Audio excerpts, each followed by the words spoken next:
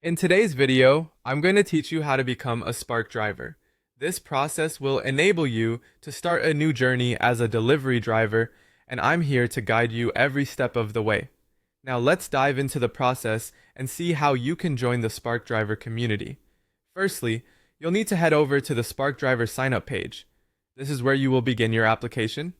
It's a straightforward process, but it does require some attention to detail. You'll need to provide some essential personal information. This includes your full name, address, and contact details. Additionally, you'll need to provide information about the vehicle you plan to use for deliveries. Be thorough and accurate here, as this will ensure your application moves smoothly. As part of your application, you'll need to present proof of both your valid driver's license and your auto insurance.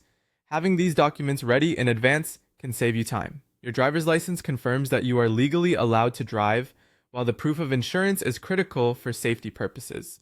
The next part of the journey involves completing a background check.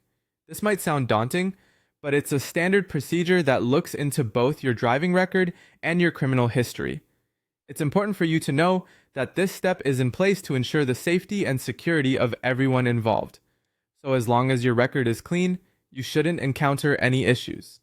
Once your application is approved and background checks are thoroughly reviewed and cleared, you're ready for the next exciting step, downloading the Spark Driver app.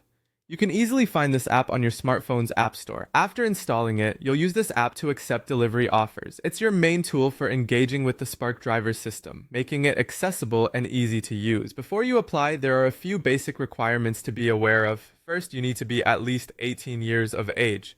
Also, a valid US driver's license is essential. Alongside your license, proof of auto insurance is a must.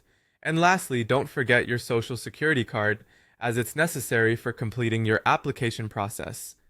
By following these steps and meeting the requirements, you're well on your way to becoming a Spark driver.